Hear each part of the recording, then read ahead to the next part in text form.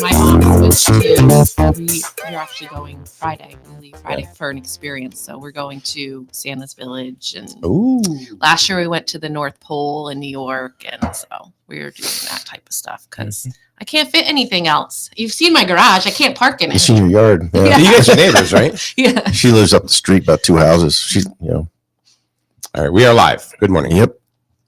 Good morning, Mike. So you guys are, you really are, I didn't know you guys really were neighbors. Oh, yeah. Yeah. Oh, yeah. They see each other, wave at each other. Even when I was running for office, she was waving at me. Okay. Yeah. I heard you guys in trouble. I didn't get the finger or any of that stuff. Well, now that you're retired, I'm sure it's party deal at the mail-ins. Yeah. Oh, yeah, it's party deal. All right. We spend a lot of time with the grandkids. She sees me walking up and down the street with your the 1-year-old grandpa. Yeah. So that's fun. That's what I was doing this morning. I was trying to be a good grandpa. Yeah, there you go. Are you guys grandpas or papas or grandpa? I'm a papa. Papa. And my ex-wife is Mimi, which is kind of strikes me odd because her mother was Meme. Her mother's mother was Meme.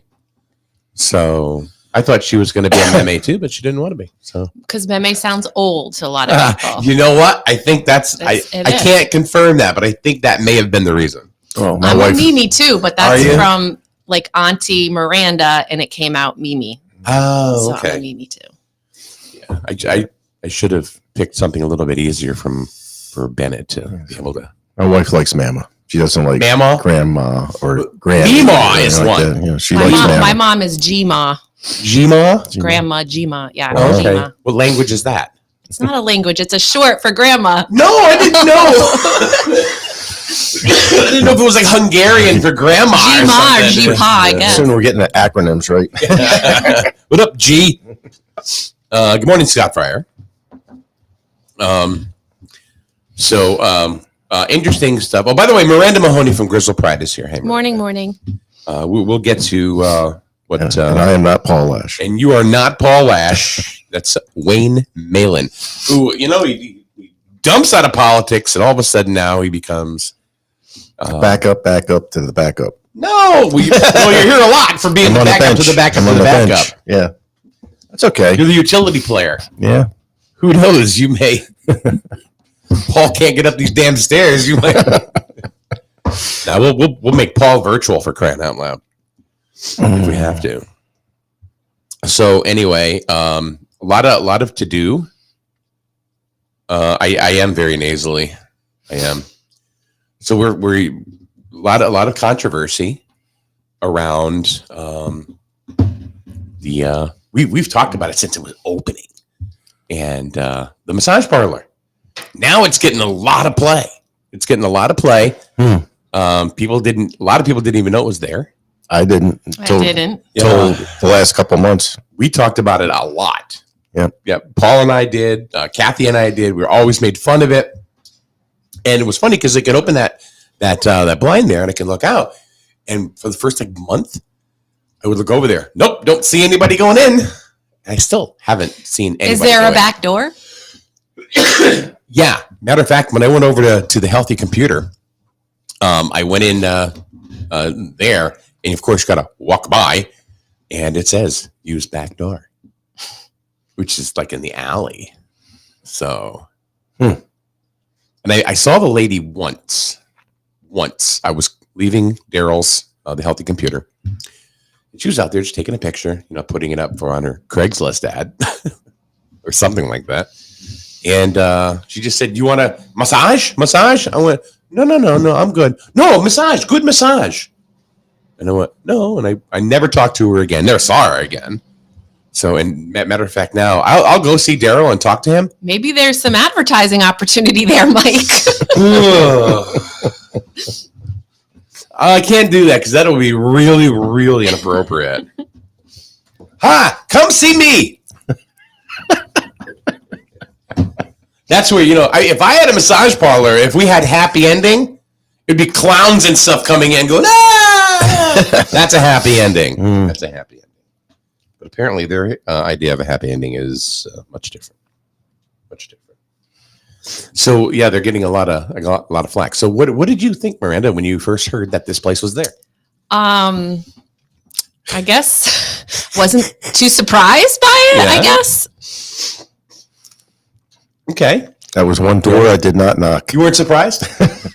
I mean, I didn't know about it, but yeah. I guess I wasn't surprised. Gotcha. You not surprised? I was, when you guys started talking about it and the location of it, I was kind of surprised.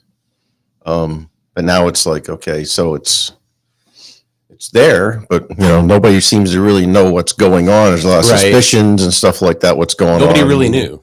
So, and I guess you guys saw a post go up on Facebook. Yes. I don't do Facebook, so I'm not familiar with the post. Daryl has a very reputable computer repair business, and he's been doing it for about 8 years in town. And he moved over to School Street, and as soon as they moved in, he was like, "It's going to kill the reputation of me. It's going to kill my my reputation here in town." And I told him, I said, "No, and I don't think it won't kill your reputation." He goes, "Yeah, but I'm right there." So what we have been saying is like we'll tease with Daryl. We'll go, "Daryl, the Healthy Computer, right next to the dog groomer." The dog groomer. We went, but of course, sandwiched in between is that place. But apparently, there's a lot of things sandwiched in between there. And I'm sorry, I am so sorry. This is Mike. It's the Alka-Seltzer cold medicine and the antibiotic. So you weren't surprised? No, unfortunately, no. I mean, we don't have a ton of reputable or a thriving business community on Main Street. They're all closing and moving out. So yeah.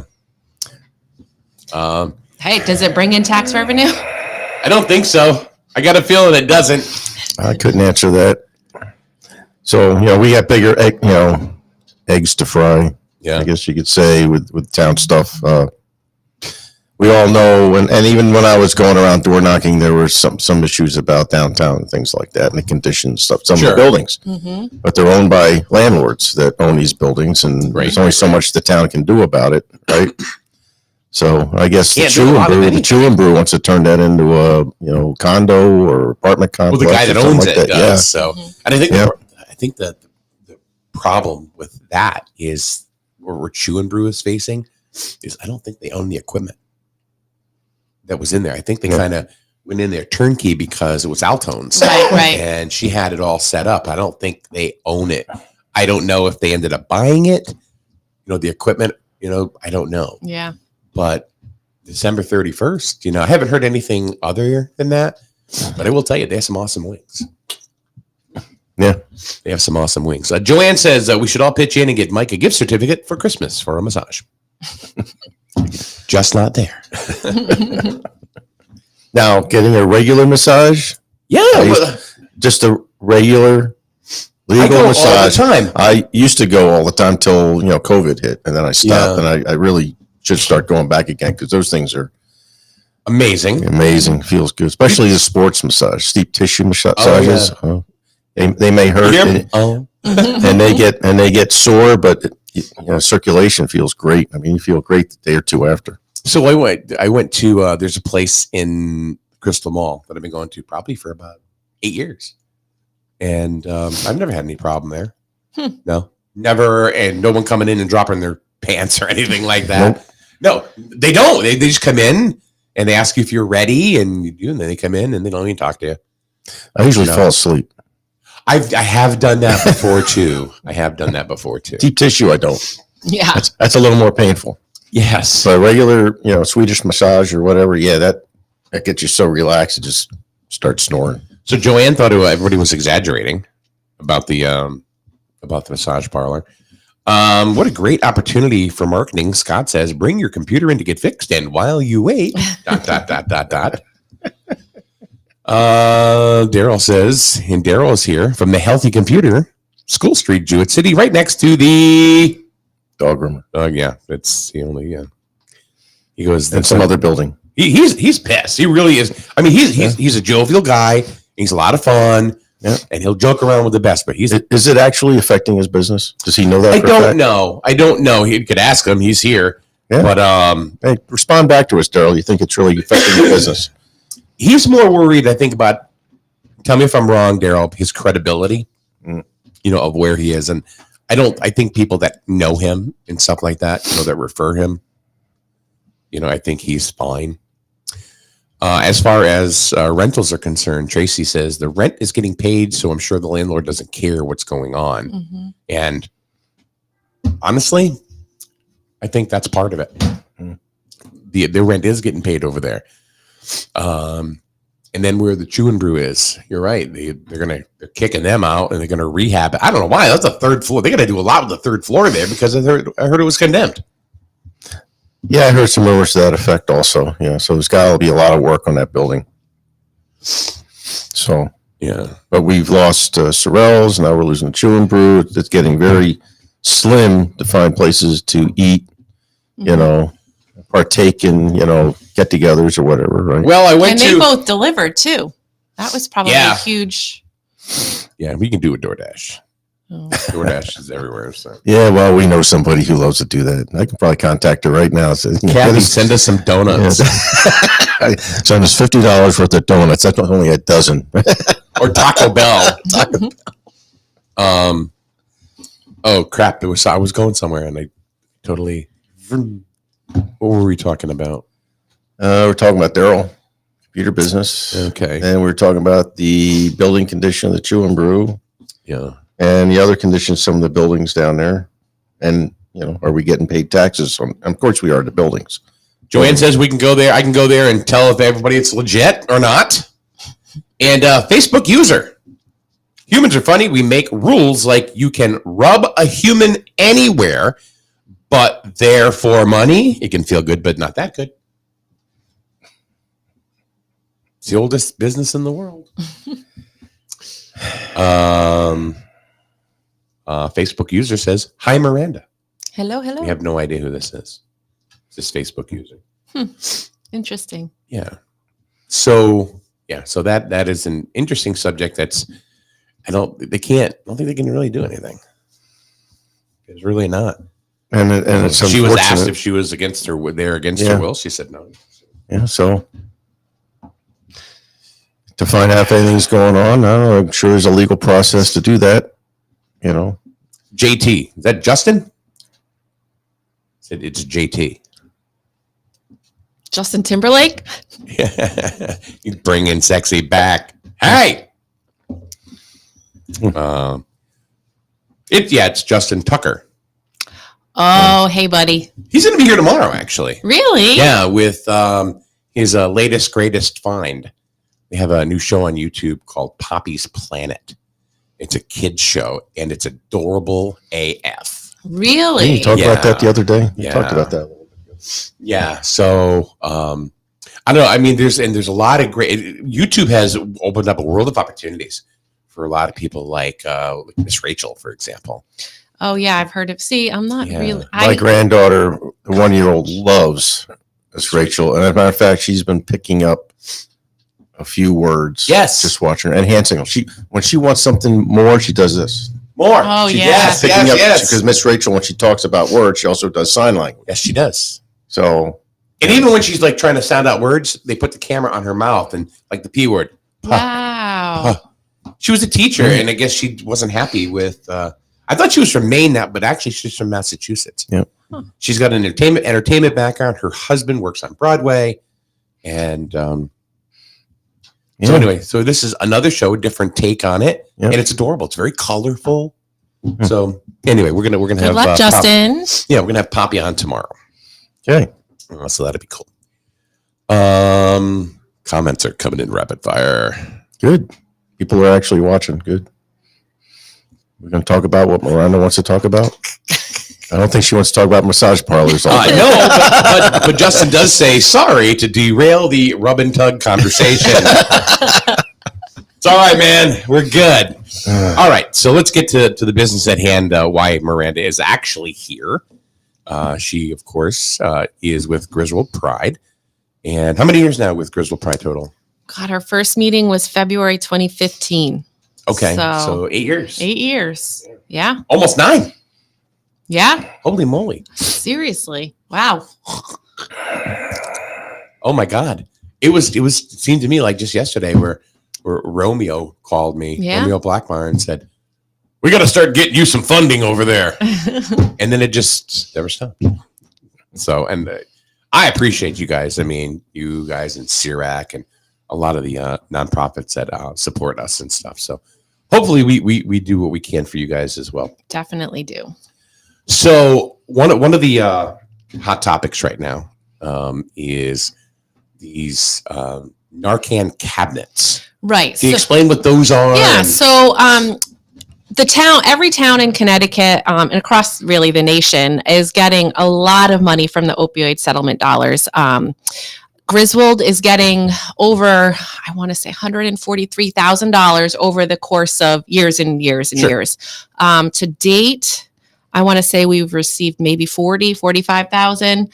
And we're at an advantage with what we can do with that money because a lot of towns are starting from scratch and like they're having to form a coalition or, well, we're established, we have prevention funding. So what can we do with this opioid settlement dollars that can really make an impact here in Griswold? And one of the first things we want to see is increased access and distribution of Narcan. Life-saving medication for opioid use disorders that can reverse an overdose until they're, better and the opioid is out of their system. So part of that is purchasing and placing outdoor cabinets that will store the Narcan in targeted locations within town that are easily accessed by our residents. So we have 2 buildings that have approved it, one being the Griswold Town Hall and the other one right here at Paragon, shared workspace. So we're going to be placing the outdoor Narcan cabinets outside. They'll have Narcan. They'll have informational resources to connect to treatment, harm reduction, recovery resources, as well as some harm reduction supplies. So if you want to test your product for xylazine or fentanyl, that will all be placed in the Narcan cabinets. They will be unlocked so people can access the products at any time that is needed. So now I think a lot of people are very familiar with what fentanyl is. I don't know if people are all that they know too much about what xylazine is. So, if you can explain what that is. Yeah, xylazine has been popping up in a lot of fentanyl products as a cutting agent, but at first as a cutting agent. But now, because it's been mixed into with the fentanyl, it is such a desired feeling that people are seeking it. The problem with xylazine is it can cause massive skin irritations, open wounds, and everything else. It's actually a cattle tranquilizer. Wow. And it's not responsive to Narcan. So that is the big, caution there, is because Narcan can reverse the fentanyl. It's not going to reverse a xylazine overdose. So it has caused some fatalities here, not just in Jewett City and Griswold, but all over the country. And it's really made its way now nationally. I think it was not started here, but it was more of a target here in New England. And now it's spreading nationwide because the DEA issued a press release about it recently. So, yeah, it's alarming. Ray, do you have any comments or about this is something new? I've heard about fentanyl. Yeah, that's what xylazine you can purchase at like Tractor Supply. You don't need a prescription or anything like that. You're using it for farm animals, yeah. I can understand that. Well, it's kind of like you can go to Walmart and get Sudafed, and then people manufacture meth, right? From that. So how do you apply the Narcan? So the Narcan is just like an intranasal spray. It's just kind of like a Flonase. They're going to be unresponsive on their back. You're going to put one up one nostril, because each kit comes with 2 doses, one up one nostril. If they're not responsive after like 3 to 5 minutes, you can administer the other dose in the other nostril. Okay. So what kind of So you said these. So you said these are going to be outside. So outside. Is temperature going to affect these? The temperature.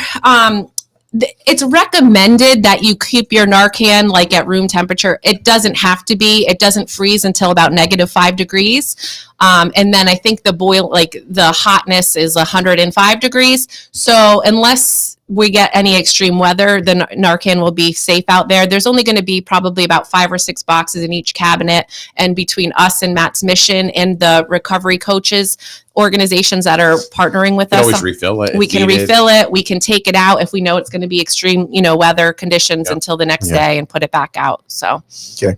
So how many are you looking to actually put in? So we just want to get started, and like I said, we have approval for Griswold Town Hall here at Paragon. I did attend the Jewett City Borough meeting the other night to get approval there, and it's tabled until February because they're having some HVAC work done that might impact the location of the Narcan box. So we're waiting there, but if we can just get these 2 up and running, we will look to, expand it in the future. But to start, we just wanted a couple easy wins for us, really. Now, are there other locations in the business community that you're targeting? Maybe that's a thing I have a lot of ideas, but it's getting the approval to place these. Got it. Okay. Yeah. So and you're placing them strategically. Yes. Can you explain what that is? Yeah. So I have been part of the Uncas Health District Overdose Mapping Committee, where we used HIDA, which is High Intensity Drug Trafficking Association. So we use their overdose mapping technology,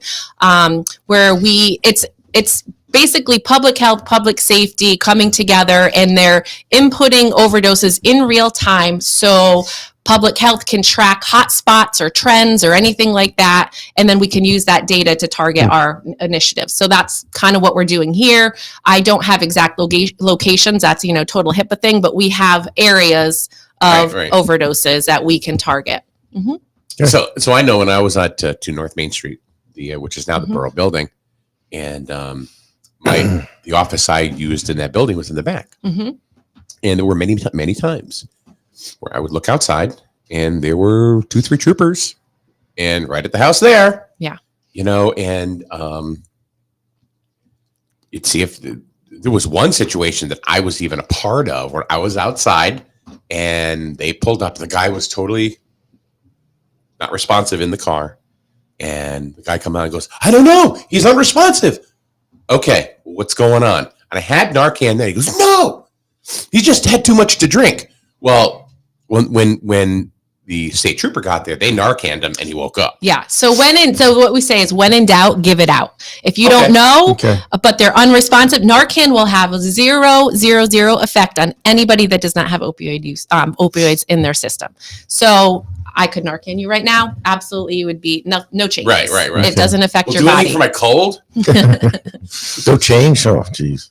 My wife's sitting at home. Darn, I wish it would change him somewhat. So I was going to ask that question. Yeah. So if you're not sure, you can use it. Yep. And it's not going to hurt anybody. Absolutely not. Okay. Yep.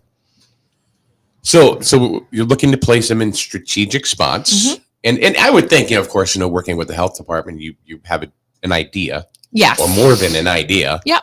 Of where these things. And then from there, right. And from there, it's just getting approval to place them in the spots that are needed. But, if we can start here, Main Street is highly, traveled and walking and everything else. So hopefully, we get these started and then the project takes off. Other towns are starting to do this as well. We already got our first Narcan cabinet from Uncas Health District, who's partnered with New London Cares.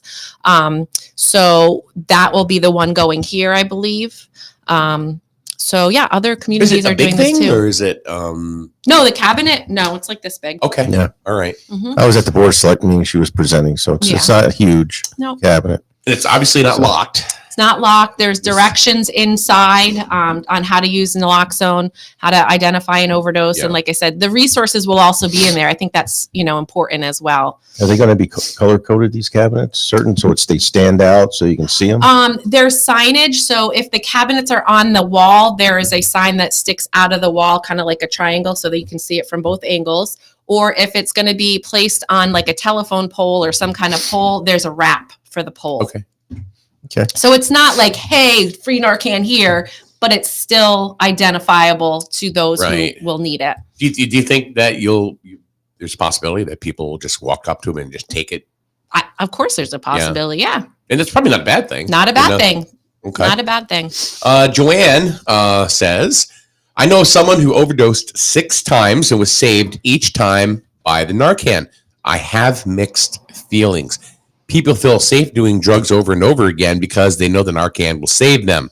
A lot of money will be used for an ongoing problem. How do you feel about that? What's Griswold Pride stance on that? I think that she's buying into the stigma of Narcan, of overdosing. Opioid use disorder is a medical diagnosis. It's no different than treating heart disease with heart medication or anything else like that. Diabetes with insulin. It's keeping them alive and giving them a second chance to either stay alive and keep using, but maybe they're using more safely now, or you know what, we're keeping them alive until they can get the treatment that they need. But the big thing is they're not dead. Right. And that's important. So one thing I've noticed that with Griswold Pride or in other organizations as well is it's the focus has kind of moved from stop doing it to harm reduction. Harm reduction, safe use. Yes. Right. Can you explain that? Go into detail about that? Right. What So that is all about? A person in a harm reduction program, a syringe service program, safe use program, something like that, they're 5 times more likelier to seek treatment in the future. But we're keeping them alive and safe while they continue to use, instead of saying, don't do drugs. How well did don't do drugs work in the 80s? Right. Just say no. Yeah. How well did that work? Different. If you have a failing business model, are you going to change your business model, or are you going to close up shop? You're going to change business models, and that's where the treatment and recovery community is going. We're keeping them safe and alive. Like cocaine in the 80s is a lot different than fentanyl today, and fentanyl is killing people at an alarming rate. So like I said, it's an substance use disorder, a medical condition that can be treated with medication. And were you going to say something? I applaud Miranda explaining that, because someone in my generation, I just, in my mindset, I just don't understand why people are taking these things. Can you explain why they're taking these things at risk? To their health. Why are and people to their doing life? it? Especially when they know. Right. It's a brain disorder. You can ask anybody at any opioid use disorder patient right now, and do you think this is what they wanted for their life? Obviously not. So it was a choice, but it's not a choice anymore. This is, like I said, a medical condition that can be treated with medication-assisted treatment, and as well as reversing the overdose as well with the medication that's needed. So it's basically because it's extremely highly addictive and people become dependent. Right. And like I said, I mean, the opioid settlement dollars are coming from big pharmaceutical companies because they created this problem years and years ago, knowing that but knowing and pushing their product on people, knowing that can cause harm. Yeah. So Tracy makes a statement, and this is actually, I think, a really good question that kind of spurred one with me. It says, and they don't always know they're using a drug that's been mixed with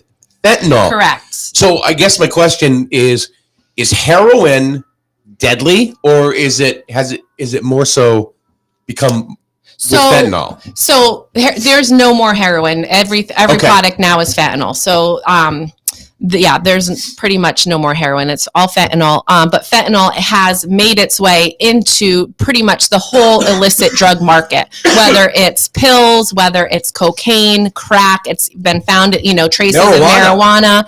So it's out there. It's even found in some children's candies now, right? There was in some instances with some laced. There's definitely THC candies. If you don't know where that's coming from, it could definitely have fentanyl in it. And the smallest trace can kill somebody, especially if you're not a user of fentanyl. And that's what we're seeing. When I look at the overdose numbers and the substances that were found to cause the overdose, it's fentanyl and. So it's cocaine, crack, pills, and like I said, any illicit drug that you purchase on the street, there's a chance that there's fentanyl in it. So that's why it's very important to get these fentanyl testing strips out there, or to know where you're getting your stuff from, because it's killing people. And because the people that are using strictly fentanyl, they have Narcan. They know, it's right. It's the people that are using cocaine or crack, and they don't expect to have the effect of fentanyl in it that can kill them. Or the other chemical you talked about, this xylazine. Xylazine, yeah. Kathy Duffy. Good morning, Kathy. How are you? Of course, with Matt's mission. Is it naloxone or naloxone? Okay. I thought there was another A in there. Naloxone. No, all right. The naloxone cabinets are another layer of protection for those with substance use disorders, and a much needed resource in our community. Narcan can quickly save the lives of our loved ones until they are ready to enter treatment. And I think that's the key word there, ready. So why wouldn't you want to keep people alive until they're ready? That's just saved. Yeah. I mean, you go to, like, for example, the Matt's Mission events that they have at Veterans Memorial Park have had in the past. And one of the most heart-twinging things that I've ever seen is all of the posters brought out by this organization, Today I Matter. Yeah. And unfortunately, there's more every year. And he only brings a fraction of the posters that he has. Yeah. I mean, it's heart-wrenching. It is. And, he's based right here in Connecticut. And he's actually, John Lally, and he's actually on the state's opioid settlement advisory committee. So as part of the dollars that are going out, each town that signed into the settlement, the lawsuit, is getting their own, they got the top 15% of the money. Automatically, but now there's 85% left that organizations can apply for with new projects to combat the opioid crisis, and John Lally sits on that committee, as well as a lot of other town leaders. So no, I one thing I do notice is that a lot of the organizations that have come into being, like Today I Matter and Matt's Mission, they have been started by folks that have suffered incredible loss. And that says so much. Like, that is grassroots, and that is like just, they turn their grief into something very powerful and impactful for everybody. That I think is amazing, especially with we know who, but I mean, like, even the Today I Matter, I mean, he lost his son. Correct. Yeah. And just to do these events and having this organization, Kathy, I mean, just to say, okay, well, if we can save somebody else. Yeah. Here's another one, the Opioid Spoon Project, which Kathy, what's this? So Kathy got him to come to Matt's Mission event a few years ago now. He created a huge, he's a sculptor or something, and he created this huge metal spoon. He lost his brother to a heroin overdose. This was years ago. Heroin, heating up the spoon, that type of stuff. So the spoon is symbolical of the heroin epidemic, and he he transported this spoon and put it outside of like Saks Big Pharma, Sackler family, Sure. And he would travel with this, and it was a impactful way for him to, he would raise money through it, but Kathy got him to come to Jewett City, and he's a national, organization. So, wow. That's another one. Another organization started from somebody's grief of losing a family member. What is the, what about Big Pharma? What role do they play? And the reason why I ask this is because we know smoking causes lung cancer. And then, of course, now you got Philip Morris for the last 20 years. Well, and there was a tobacco. Yeah, there was a tobacco settlement. Now there's the opioid settlement. And now there's also a Juul settlement. So these companies are being held accountable.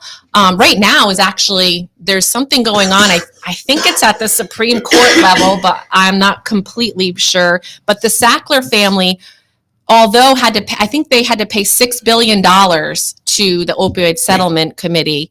But in their business filed bankruptcy, but them individually did not file bankruptcy. And now, they're not prevented from continuing. So they can continue their business or something. So there's something going on at the Supreme Court. I don't know. You could probably Google it, but it's going on like literally this week where they're making decisions on the Sackler family. So it's still going on. Yeah. And there's pros and cons because their money, their $6 billion is held up until this gets settled. So it hasn't reached the communities yet. So I'm sorry for the coughing and everything. I just can't stop this morning. I think, do you feel that, that with the change in focus with harm reduction, do you feel that that's making headway compared to what the old focus was? Yes, absolutely. Good. Harm reduction saves lives. And if you look at the data from other countries who have maybe, I know it's going to be a controversial topic, but safe use sites. Yep. They have good data. The bottom floor might be safe use. The top floor could be recovery. And, there's different levels of treatment and recovery sources in these buildings. So, Mike, is it Greca? Greca. Greca. The opioid FDA approval came from one man who 2 years later became a pharmaceutical executive. So, I don't know. How does fentanyl even get to the public? And the fentanyl started as there's medical grade fentanyl, and then there's the illicit fentanyl that, right. How does that happen? How does it get out? It's manufactured over in China and then brought in through Got it. They can make money from it. They're going to do something. They're going to do it. Yeah. And it's, it took over the heroin market because, a brick of heroin would maybe net you, I don't remember the exact dollars, the brick of heroin might net you like $250,000, where a brick of fentanyl will net you, $1 million, something crazy like that. And because it could be cut and cut and cut because it's the most minuscule amount that it takes to. It's all the money. It's all about the money. A friend of mine always said, follow the money. Follow the money. Another, and this has always been a controversial one since it started. The van, not the mobile mat van. Oh, the syringe van. The syringe van. Can you tell us about that? Yes. So we haven't talked about this stuff in a while. Right. So Perception Programs, Inc., they run a syringe service program as well as a medication assisted treatment mobile program. We have both of those services here in town. Friday afternoons, the syringe service program comes to town, and they will provide harm reduction resources, including syringes, wound kits, Narcan.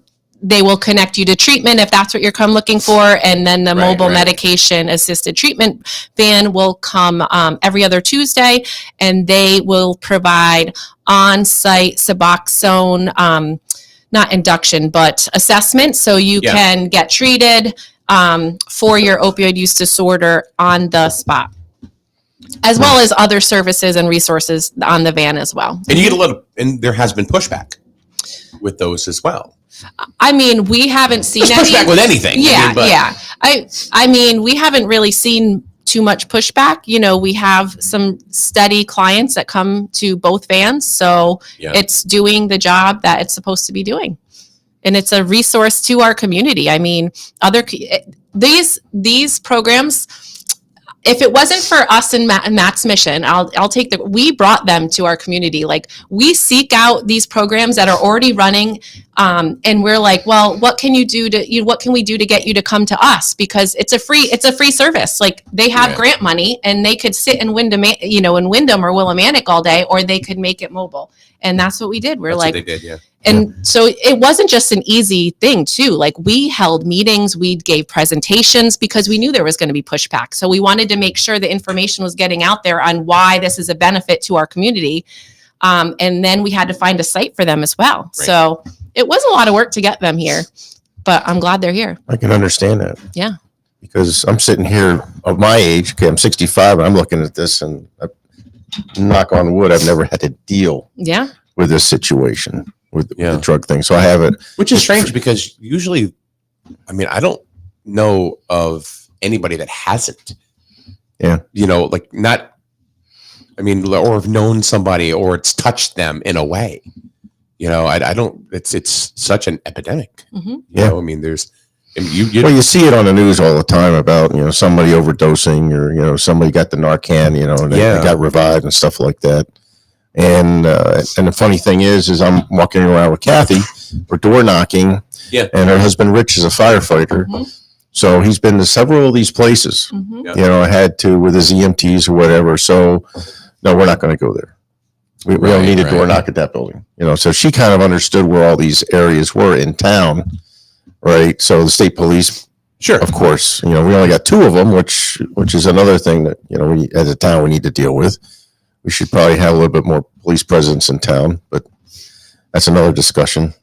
But as far as me understanding all the things you're talking about in the programs and the harm program and all like that, and everything like that, it's a harm reduction program. Total, complete switch. Yeah, it's like, I grew up in, let's say the 70s. Yeah. Didn't have any of that stuff. And then the 80s you started, so syringe service programs have been around. They were underground. Yeah. They were, they were around. Like, and I mean, I started working in Willimantic, I'm going to age myself, but in 2001. And within, 4 or 5 months, Dan Rather was in Willimantic doing a program on Heroin Town because there was such a huge heroin issue in Willimantic, needles in drinking fountains in the public parks and this and that. So Dan Rather came. But at that time, there was already an underground needle exchange going on trying to keep these people safe because it was such, people were dying not just from overdoses, but from infections and diseases and everything else that was going on. Yeah. Yep. Kathy Duffy chimes in again and says, individuals, no, this is important. Individuals involved. So before I say this, it's going to be like, you can sit here and guffaw at, anything, I don't believe in this crap. This is ridiculous or whatever. Well, but there are people that give you that kind of pushback. Oh, yeah.